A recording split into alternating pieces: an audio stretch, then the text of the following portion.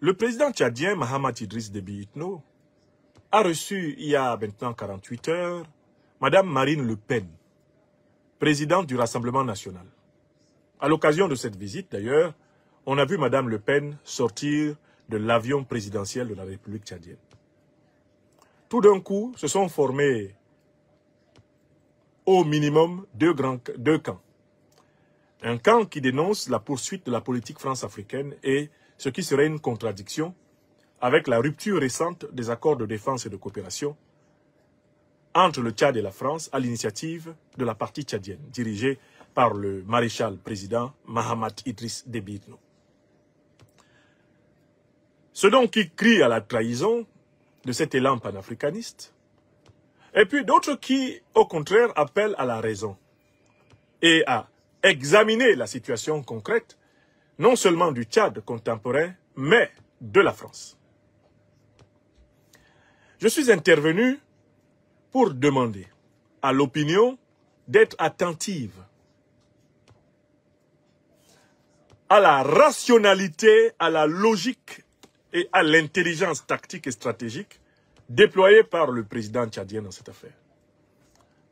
Alors, je connais un certain nombre de papes, d'ayatollahs ou de signeurs de fatwa des réseaux sociaux qui aussitôt se sont précipités pour dire « Ah, voilà, c'est l'homme de Mahamat Kaka. Mahamat Kaka lui donne l'argent. Il a eu l'argent. Voilà, il soutient Kaka. » Non, je soutiens toujours ce que j'estime la vérité.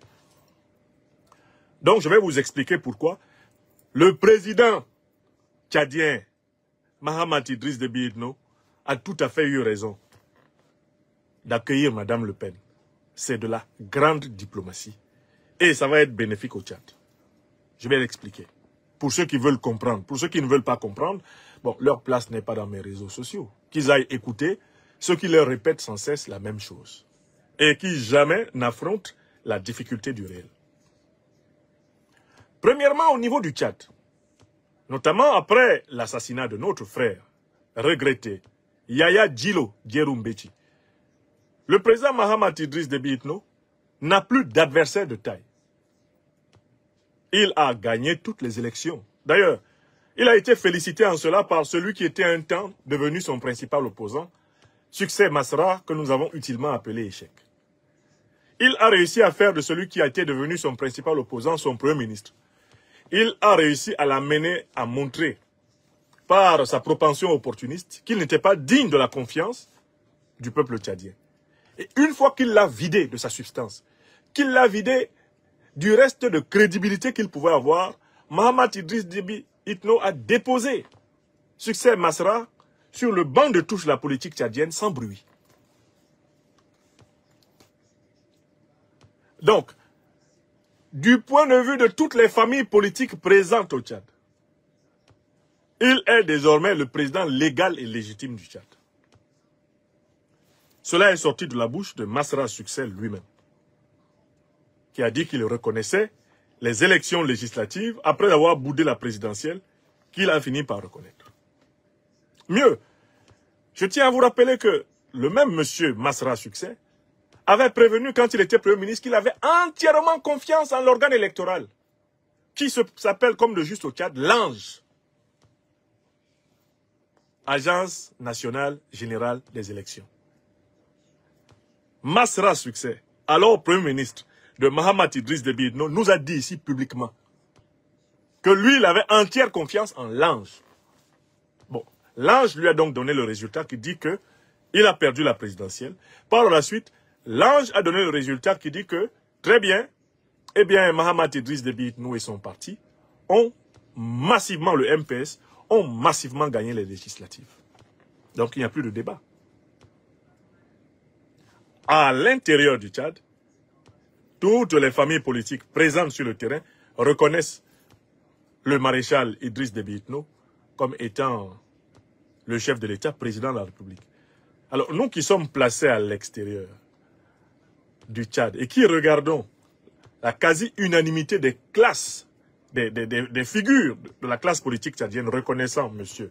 Mahamat Idriss Déby Itno, nous ne pouvons que prendre acte de ce fait qui renvoie à la réalité politique du terrain tchadien. Mais Mieux encore, le président Mahamat Idriss Déby Itno a surpris tout le monde, y compris ses propres partisans du MPS. Il a surpris l'opposition tchadienne et il a surpris les panafricanistes en prenant une décision inédite dans l'histoire du Tchad. Celle de la rupture des accords de défense et de coopération militaire avec la France. Et il a exigé et obtenu le retrait total des troupes françaises du sol tchadien, y compris des troupes américaines. Il a même extirpé les officiers français qui jouaient le rôle de conseillers techniques à l'intérieur de la hiérarchie militaire du Tchad. Au point qu'aujourd'hui, la présence militaire française au Tchad appartient au passé. Par ce deuxième acte, Mahamat Idriss Déby Itno s'est inscrit dans l'un des points fondamentaux de la lutte continentale des Africains, à savoir le retrait des troupes des anciennes puissances négrières coloniales et néocoloniales. Là encore, cela renvoie à la réalité politique.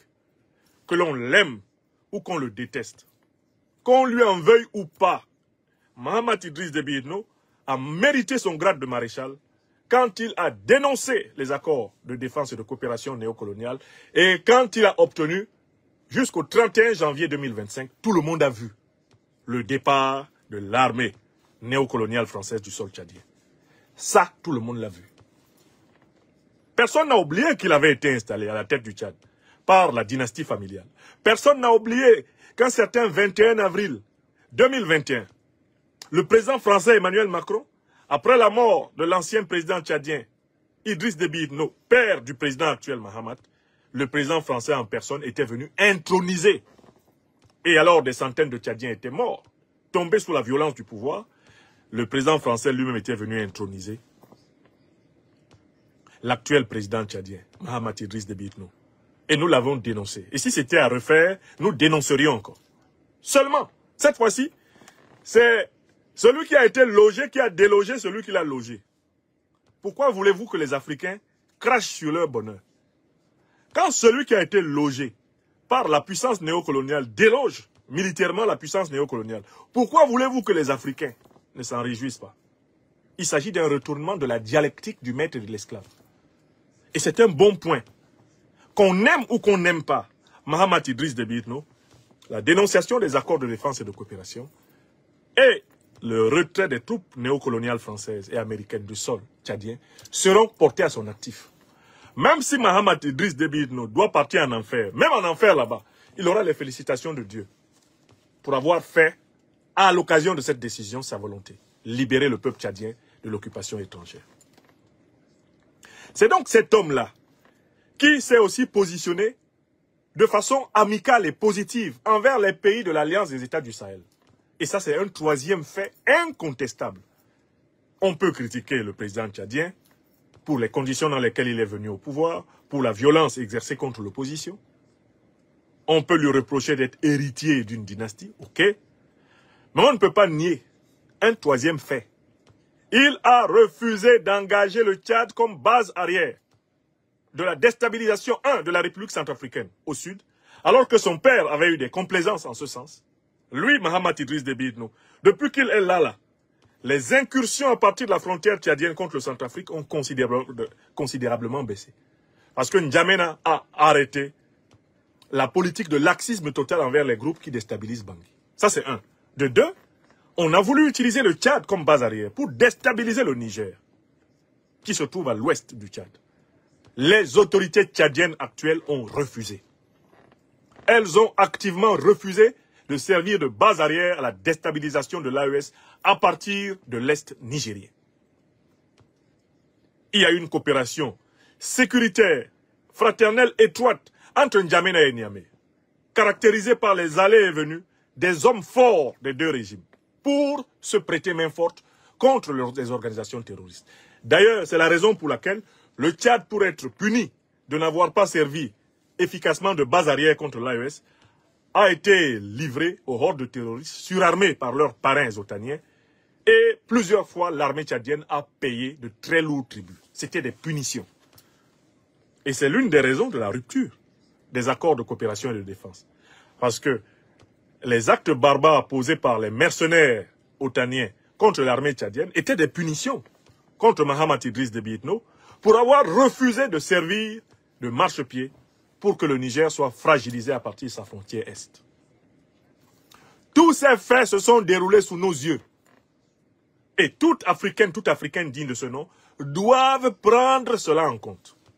C'est donc cet homme-là qui, à l'occasion du dernier sommet de l'Union africaine, a appelé à la levée des sanctions contre les pays panafricanistes révolutionnaires, le Mali, le Burkina Faso, le Niger et même la Guinée. C'est ce président-là qui décide de recevoir Madame Marine Le Pen, présidente du Rassemblement national. Et il faut que les Africains sachent qui est Madame Marine Le Pen. Madame Marine Le Pen est aujourd'hui la faiseuse de roi de la France. Si François Bayrou, l'actuel Premier ministre de Macron, qui ne possède pas de majorité à l'Assemblée nationale, si François Bayrou est encore Premier ministre en France, c'est grâce à Marine Le Pen.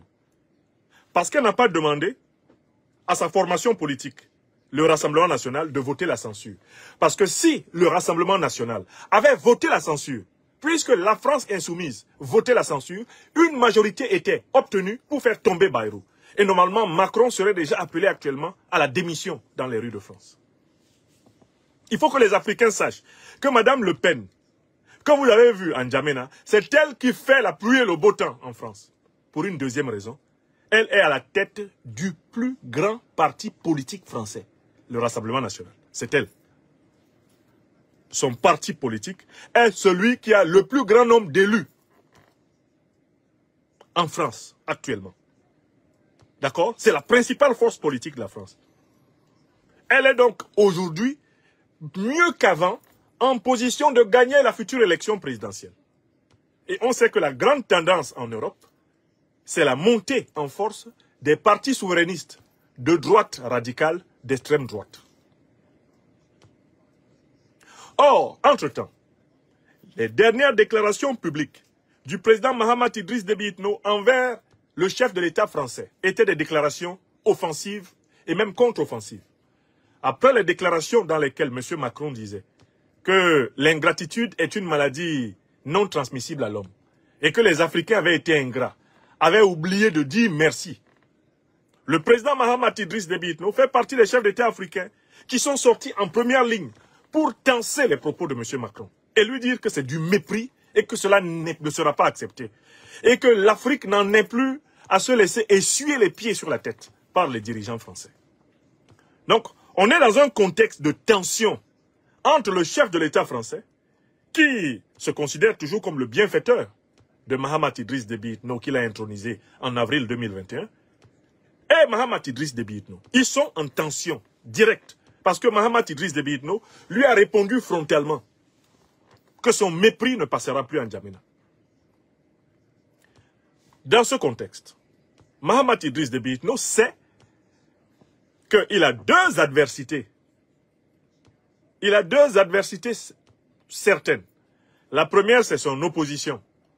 Que ce soit l'opposition civile ou l'opposition armée, dans laquelle il y a beaucoup de gens qui n'ont pas oublié qu'ils peuvent quand même prendre une revanche. Parce que beaucoup de gens lui en veulent pour le sang des leurs qui a été versé. Le président Mahamat Idriss Déby Itno sait qu'il y a des gens qui lui en voudront jusqu'au dernier jour de sa vie à mort pour ce qu'il a fait, lui, pour prendre le pouvoir à leur détriment. Il le sait. Mais depuis qu'il s'est levé et a fait partir l'armée française et l'armée américaine, le monsieur que vous voyez en N'Djamena là, il sait qu'il s'est payé à tout jamais les impérialistes occidentaux comme ennemis. Je vous prie d'écrire ce que je vous dis. Kadhafi est arrivé au pouvoir en 1969 en chassant le roi Idriss Ier. Et l'une des décisions que Kadhafi avait prises en Libye, c'est de chasser l'armée américaine. L'armée américaine a pris le nom de Kadhafi, ils ont appuyé ça comme ça, dans leur fichier. Comment on fait ça souvent là? Ils ont appuyé le nom de Kadhafi comme ça. Depuis 1969, 70, 71, que Kadhafi a fait partir les troupes américaines et britanniques du sol libyen. Son nom a été écrit sur une liste rouge. Les Occidentaux ont juré d'avoir sa peau dès que ça sera possible. Ça a pris plus de 40 ans. Ils ont eu sa peau en 2011. C'est comme ça qu'ils ont remercié Saddam Hussein, qui leur avait servi de cheval de Troie pour attaquer l'Iran pendant 10 ans. Ils ont eu sa peau. D'accord? Mahamat Idriss Déby Itno que vous voyez là, sait qu'il ne pourra plus jamais de sa vie, wallahi billahi talaï, compter sur un dirigeant français pour sauver sa peau au Tchad. Il le sait. Et c'est parce qu'il le sait qu'il a tenu un langage de vérité en partant du principe que cabri mort n'a pas peur de couteau.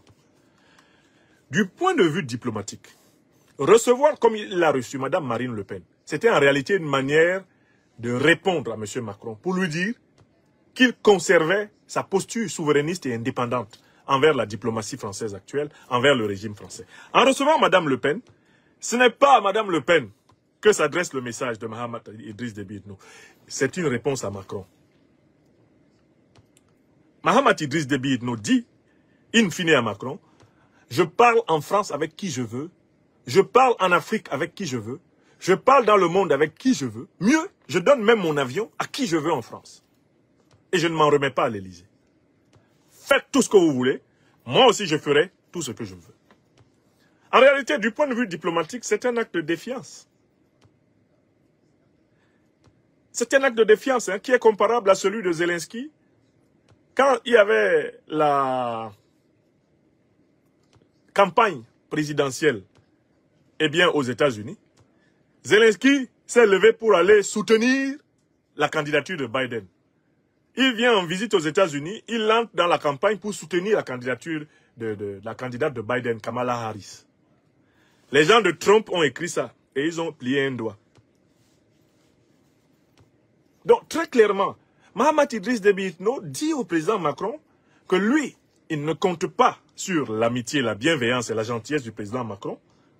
Et mieux, qu'il préfère d'ores et déjà prendre une option pour influencer à distance la politique française, comme il a observé que l'élite politique française essaye d'influencer à distance ou en proximité la politique tchadienne. Parce qu'en fait, qui a essayé de porter à bout de bras Masra pour l'opposer à Mahamat Kaka, fragiliser Mahamat Kaka afin de contrôler les deux et de contrôler le Tchad? Mais c'est la diplomatie de la France-Afrique. D'accord? Comme vous manipulez les opposants tchadiens contre moi, moi aussi je peux manipuler les opposants français contre vous. C'est un échange de bons procédés. 1, 2, 3, vous êtes caché derrière Masra pour le flatter et lui dire qu'il peut. Mais 1, 2, 3, moi, ouvertement, j'accueille Mme Le Pen comme un chef de l'État. Pour vous dire que le petit jeu auquel vous jouez là, moi je peux jouer à ça à un niveau supérieur. Voilà le contexte de ce qui s'est passé. Il s'agit d'un camouflet diplomatique à la France de Macron. Alors quand les Africains que nous sommes, les panafricanistes en particulier, nous avons à regarder une situation diplomatique, nous avons le devoir de faire preuve de patience et d'aider notre peuple à lire en profondeur ce qui se passe. Non pas à applaudir, mais à lire en profondeur ce qui se passe. Moi, c'est parce que je me suis appliqué à une lecture en profondeur que j'ai compris que la réception de Le Pen était un camouflet à Macron. Qui plus est, je suis allé lire les commentaires de la galaxie macronienne après la réception de Marine Le Pen. Mais le message est passé ici 5 sur 5. Ils disent que c'est un pied de nez de Mahamat Idriss Déby Itno à leur patron. Les macroniens sont furax. Ils sont rouges de colère. Ils jurent leur grand Dieu que Mahamat Idriss Déby Itno va leur payer ça. Alors il y a des gens qui se précipitent pour dire « Oh, vous vous trompez. De toutes les façons, extrême droite, droite, gauche, etc. En Afrique, ils ont les mêmes intérêts. » C'est faux. C'est faux. De Gaulle n'avait pas les mêmes intérêts que Pétain. C'est pour ça que Pétain a fait lancer un mandat d'arrêt avec condamnation à mort assortie contre De Gaulle. De Gaulle a fui. C'est faux. Il n'y a pas unanimité entre tous les membres de la classe politique française. Il n'y a pas d'unanimité ici en France. Et le conflit politique est en train de couver en France. Et vous pouvez être surpris à tout moment par ce qui va se passer en France. Il n'y a aucune unanimité ici. Le chef d'état-major de l'armée française, le général de Villiers, pourquoi est-ce qu'il avait démissionné? S'il y avait unanimité dans la classe, l'élite politique française, pourquoi le chef d'état-major a démissionné? Quand il a demandé que les moyens de l'armée française soient renforcés, que le président Macron l'a envoyé paître en disant « Le commandant ici, c'est moi », le monsieur a rendu sa démission. Aujourd'hui, on est en train de chercher les moyens pour renforcer l'armée française. C'est ce que demandait le général de Villiers il y a 5 ans. Il a été viré pour cela. Donc il faut aussi que les Africains sortent de l'illusion qu'ici en France, tout le monde est d'accord avec tout le monde. Qu'ils sortent aussi de l'illusion que toute personne qui est française est colonialiste, néocolonialiste, impérialiste. C'est faux. C'est l'ignorance de l'histoire, l'ignorance des sacrifices, des combats, l'ignorance des fraternités de lutte qui lient les mouvements, les hommes, à plusieurs époques et dans des circonstances précises qui peuvent vous amener à faire ces généralisations faciles. Donc, l'épisode de la réception de Mme Marine Le Pen au Tchad n'est pas la continuation de la France-Afrique. C'est un pied de nez de Mahamat Idriss Déby Itno à la France-Afrique. C'est une manière de dire, bon, vous vous mêlez de mes affaires, non? Vous aimez vous mêler de mes affaires, mais je vais me mêler des vôtres. Et je vais le faire ostentatoirement. Je ne vais pas me cacher comme ça pour souffler des éléments de langage à Masra. Non. Moi, j'appelle Marine Le Pen publiquement et je la fais venir dans mon village, à Amdjaras. C'est elle qui vient dans mon village. Vous vous rendez compte? Désormais, les dirigeants français ont besoin de l'avion présidentiel tchadien pour voyager. Mais ça, c'est du point de vue du métalangage, c'est une véritable inversion du rapport de force. C'est l'inversion du rapport de force diplomatique qu'on est en train de voir. Une candidate à l'élection présidentielle française qui désormais a besoin de l'avion du président tchadien.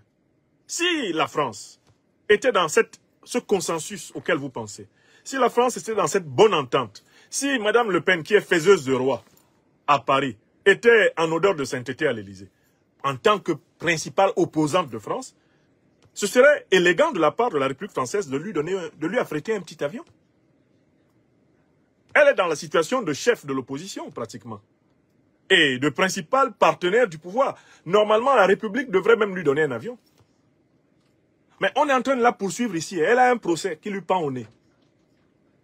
Qui pourrait l'éliminer de l'élection présidentielle. Oui, Mme Le Pen que vous voyez là. Et donc, quand Mahamat Idriss Déby Itno prend l'avion présidentiel tchadien et la met dedans, c'est une leçon qu'il donne aux autres. Désormais, nous allons faire et défaire qui nous voulons, nous aussi, puisque c'est ce que vous faites avec nous. Vous vous ingérez, nous nous ingérons. Vous voulez influencer notre vie politique, nous allons influencer la vôtre. C'est ça le message. Et les Africains devraient faire l'effort de s'élever à ce niveau. Je ne suis pas en train de dire que le président Mahamat Idriss Déby Itno serait devenu tout d'un coup un super panafricaniste révolutionnaire. Non, pas du tout. Il est en train d'aller vers le panafricanisme parce que c'est la condition de sa survie personnelle, de la survie politique du régime tchadien. C'est la condition même de la survie du peuple tchadien. Tout peuple africain qui ne va pas vers le panafricanisme est en train d'aller vers son autodestruction. La voie, le chemin de la révolution panafricaine, c'est notre salut commun. Bâtir des républiques qui nous mettent à l'abri du mépris et de la domination. Bâtir des républiques dans lesquelles, finalement, il y ait de la place pour chacun et pour tous. Parce que Dieu, la nature, nous ont donné le meilleur d'eux-mêmes. Nous n'avons pas le droit de nous morfondre sur notre sort. Nous avons le continent le plus riche de cette planète. Et il est encore le plus riche pour longtemps. Il nous faut avoir l'intelligence d'en faire le meilleur usage pour que nous, nos enfants, nos arrière-petits-enfants, ne subissent plus jamais les humiliations que nos parents, nos ancêtres ont subies sur les 7 derniers siècles. Donc, en conclusion, s'il vous plaît, regardez les différents éléments que je vous ai donnés, point par point. Et vous verrez que, dans cette affaire, c'est le Tchad qui a remporté, en réalité, une paire de manches diplomatiques. L'usage que le président tchadien a fait des moyens de l'État tchadien est avantageux pour la diplomatie tchadienne. Il positionne le Tchad comme désormais capable d'influencer l'avenir politique en France. C'est le message qu'il voulait passer. C'est le message qu'il voulait passer.